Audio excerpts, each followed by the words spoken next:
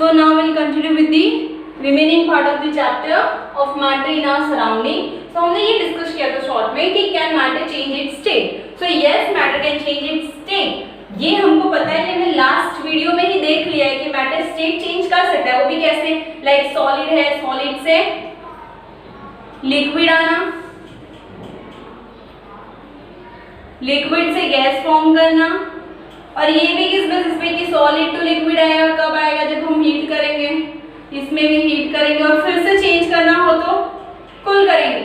Condensation ये हमने पहले ही देख लिया था. सो हम देख रहे हैं कि हाँ ये कैन चेंज इट्स स्टेट में हमने देखा है कि हीट करके लेकर आ रही हूँ मैं दूसरे स्टेट में, और कूल करके मींस कौन सा फैक्टर मेन है इसमें? That is temperature. सो ऐसा क्या होता है टेम्परेचर के एप्लीकेशन से कि जो मैटर है वो अपना स्टेट चेंज कर देता है. वही हम सेम इसमें देखने वाले हैं. हम दो फैक्टर्स देखेंगे. एक तो हमारा टेम्परेचर फैक्टर होगा और दूसरा हमारा फैक्टर होने वाला है प्रेशर. कि प्रेशर के एप्लीकेशन से क्या चेंज होता है. सो अगर टेम्परेचर की बात करें तो क्या हो सकता है कि कोई भी मैटर है उसके पास क्या होता है, उसकी काइनेटिक एनर्जी होगी. अब वो काइनेटिक एनर्जी कैसे ओवरकम होगी कि उसका मैटर का जो स्टेट है वो चेंज हो जाए. सपोज कोई एक ए मैटर है, इस पे मैं हीट अप्लाई करूंगी तो इसके जो भी पार्टिकल्स होंगे वो पार्टिकल्स के पास खुद का काइनेटिक एनर्जी रहने वाला है. मेरा हीट एप्लीकेशन इतना बियॉन्ड होगा कि इनके पार्टिकल्स के बीच का जो अट्रैक्टिव फोर्स है वो डिमिनिश हो जाएगा, वो टूट जाएगा. अट्रैक्टिव फोर्स जो अट्रैक्टिव बॉन्ड है एक पार्टिकल्स के बीच में, हमने पहले ही पढ़ा था कि particles have a force of attraction between them. तो वो मैं इतना हीट अप्लाई करूंगी कि उनका जो अट्रैक्टिव फोर्स है आपस में वो फोर्स टूट जाएगा, जिसको हम क्या बोलेंगे कि उनकी काइनेटिक एनर्जी और जो टेम्परेचर है वो बियॉन्ड कर रहा है. इसी कारण उनकी काइनेटिक एनर्जी एक्सेस होगी और बढ़ेगी और वो फोर्स ऑफ अट्रैक्शन टूट जाएगा.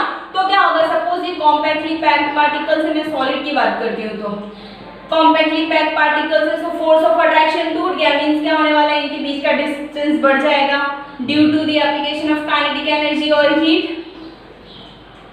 इस तरीके से मींस अब ये बीच का स्पेस, इंटरसेलुलर स्पेस बढ़ गया. तो कौन सा स्टेट हो गया? लिक्विड हो गया. सेम वे फिर से मैंने हीट एप्लीकेशन कंटिन्यूअस रखा और काइनेटिक एनर्जी बढ़ेगी जिससे इनके बीच का डिस्टेंस और बढ़ता जाएगा. मींस ये कौन सा स्टेट हो गया? गैस हो गया. क्लियर कि टेम्परेचर किस वे में अफेक्ट कर रहा है for changing it's state. Now अगर सॉलिड जो है अगर लिक्विड में कन्वर्ट हो जाए तो हम उसको बोलते क्या है कि ये क्या हो गया? मेल्ट हो गया. मेल्ट हो गया मींस क्या? मेल्टिंग पॉइंट है उसकी. सॉलिड के लिए मेल्टिंग पॉइंट होती है, लिक्विड के लिए बॉइलिंग पॉइंट होती है. तो ये जो मेल्टिंग पॉइंट है वो होता क्या है?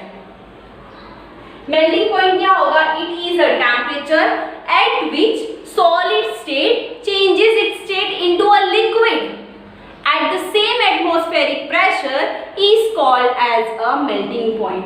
Means एक ऐसा टेम्परेचर, एक सपोज ऐसा कोई टेम्परेचर है जिसपे जो सॉलिड है वो किस में कन्वर्ट हो जा रहा है? इस टेम्परेचर पे लिक्विड में, वो भी एटमॉस्फेरिक प्रेशर पे. तो उस टेम्परेचर को क्या बोलते हैं? मेल्टिंग टेम्परेचर और मेल्टिंग पॉइंट. ऐसा सेम बॉइलिंग पॉइंट भी होता है, उसमें भी क्या होगा? सिर्फ डिफरेंस क्या होगा? वो लिक्विड होगा. मींस क्या? उस टाइम लिक्विड जो है गैसेस में चेंज हो जाएगा at the same atmospheric pressure, then it will be called as a boiling point. I guess आपको क्लियर हो गया कि मेल्टिंग पॉइंट क्या है और बॉइलिंग पॉइंट क्या है. अब ऐसा तो है नहीं कि सपोज अगर मैं एक यही चेंज की बात करूं तो आइस ले लेते हैं हम. आइस को हमने क्या किया? हीट अप्लाई करके चेंज कर दिया, एटमॉस्फेरिक प्रेशर में ही उसको लिक्विड में लेकर आए. बट उसका टेम्परेचर आप देखोगे तो सेम रहता है. मींस आप अगर आप उसको थर्मोमीटर से मेजर करोगे तो टेम्परेचर रिमेन सेम. जो आइस का टेम्परेचर था वही टेम्परेचर आपके वाटर का भी रहने वाला है. तो वो हीट गया कहाँ? जहाँ हमने जो हीट अप्लाई किया था वो हीट कहाँ गया? There is the question arises. So वो हीट को हम बोलते क्या है? Latent heat. वो क्या होता है? Latent heat. लेटेंट वर्ड का मीनिंग क्या होता है? Hidden. So that is a hidden heat. वो क्या होता है? वो हीट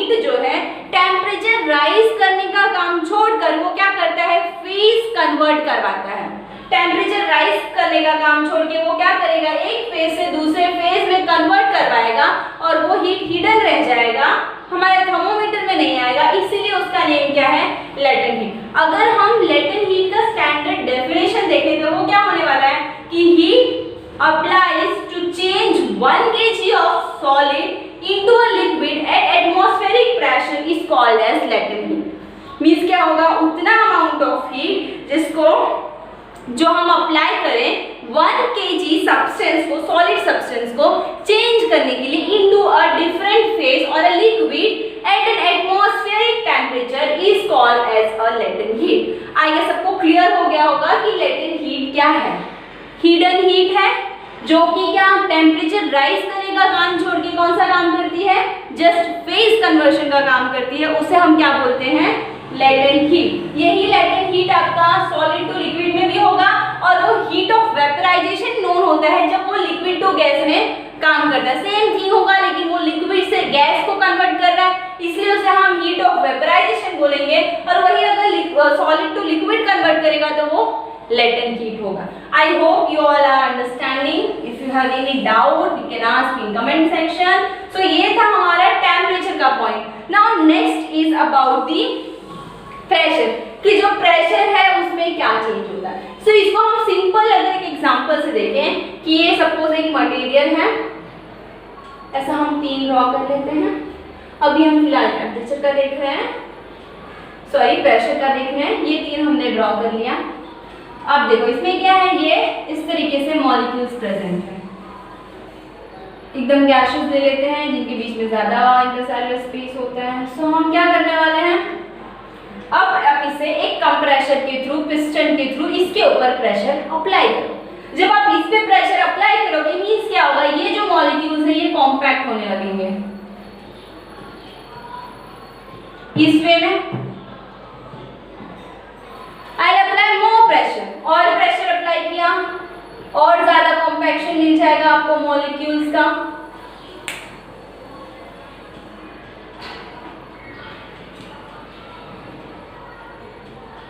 इस तरीके से आपको मॉलिक्यूल्स का और कॉम्पैक्शन मिल जाएगा। मींस आप देख सकते हो जैसे हमने डेफिनेशन में पढ़ा था what is solid, what is liquid, what is gas, तो उनके बीच में भी मैंने कुछ मॉलिक्यूल्स के अरेंजमेंट के बारे में बताया था आपको कि more space that is gaseous state, less as compared to gaseous that is liquid state, and less as compared to the liquid and gas that is a solid. आप ऐसे ही कुछ देख सकते हो कि मैंने प्रेशर अप्लाई किया, this is the pressure application. मैंने जब भी प्रेशर अप्लाई किया, जब मैंने प्रेशर अप्लाई किया इसमें ज्यादा स्पेस था, वो स्पेस कम हो गया। फर्दर मोर प्रेशर मैंने अप्लाई किया और स्पेस कम हो गया। मींस क्या, ये गैसियस स्टेट था, ये लिक्विड में कन्वर्ट हो गया, then this is your solid state. जैसे जैसे आप प्रेशर एप्लीकेशन बढ़ाओगे वैसे वैसे आपका जो स्टेट है वो चेंज होते जाएगा फ्रॉम गैस टू टेम्परेचर में क्या था, जैसे जैसे टेम्परेचर इंक्रीज करोगे it will be solid to liquid to gas, और इसमें जैसे जैसे प्रेशर इंक्रीज करोगे वो क्या हो जाने वाला है, it will be into a gas to liquid to, जो अपोजिट है टू सॉलिड। अब इसमें कैसे कन्वर्जन होता है वो हम देख लेते हैं कि अगर सपोज हमने यहाँ सॉलिड रख लिया, देन सॉलिड से हमने यहाँ रख लिया liquid, then liquid to gas. अब ये कन्वर्जन किस में हो रहा है वो हम देखने वाले हैं। S indicates your solid, L into liquid and G into gas. Next क्या है, when it converts solid to liquid it is called as fusion. अगर सॉलिड से लिक्विड कन्वर्ट होता है तो उसे क्या बोलते हैं, फ्यूजन। वो फ्यूज हुआ तो सॉलिड के पार्टिकल्स के अंदर जो कॉम्पैक्शन था वो लूज हो गया काइनेटिक एनर्जी बढ़ने के कारण, और वो किस में कन्वर्ट हो गया, लिक्विड में। Then when it converts liquid to gas it is called as a vaporisation.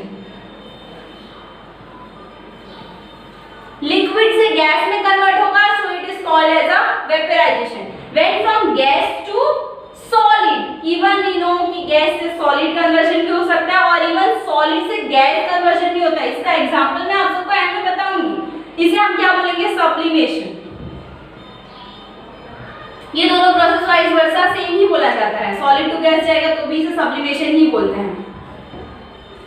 इसका example solid to gas conversion का आप इंसेंस स्टिक ले सकते हो और कैम्फर ले सकते हो, ये सब डायरेक्टली सॉलिड से गैसेस में कन्वर्ट हो जाते हैं जिसे हम क्या बोलते हैं, sublimation process. Now if liquid to solid. अगर ये लिक्विड टू सॉलिड कन्वर्ट हो रहा है तो हम इसे क्या बोल सकते हैं, then it will be called as solidification. Solidify हो रहा है तो इसे क्या बोलेंगे, solidification. Same thing when it converts to gas to liquid then it is called as a condensation. So I guess आप लोगों को यहाँ तक क्लियर हो गया होगा कि प्रेशर का क्या इफेक्ट होता है और इवन टेम्परेचर का इफेक्ट क्या होता है। एक बार फिर से अगर हम ये पार्ट देख लें तो सॉलिड से लिक्विड जाने के प्रोसेस को क्या बोलेंगे, फ्यूजन। ये प्रेशर के बारे में, हाँ, इफेक्ट ऑफ प्रेशर के बेसिस पे दिया हुआ। फ्यूजन बोलेंगे, लिक्विड टू गैस को वेपराइजेशन बोलेंगे, गैस टू सॉलिड को सब्लिमेशन। देन अगेन इसको उल्टा देंगे तो सॉलिड टू गैस के लिए फिर से वो सब्लिमेशन प्रोसेस है।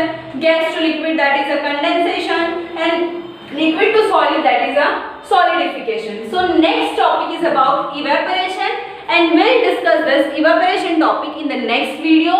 So up till that आप इसे देखो. If you have any doubt you can ask in comment section so I can resolve your doubt in the next video. If you like the video please like, share and subscribe the channel. Thank you.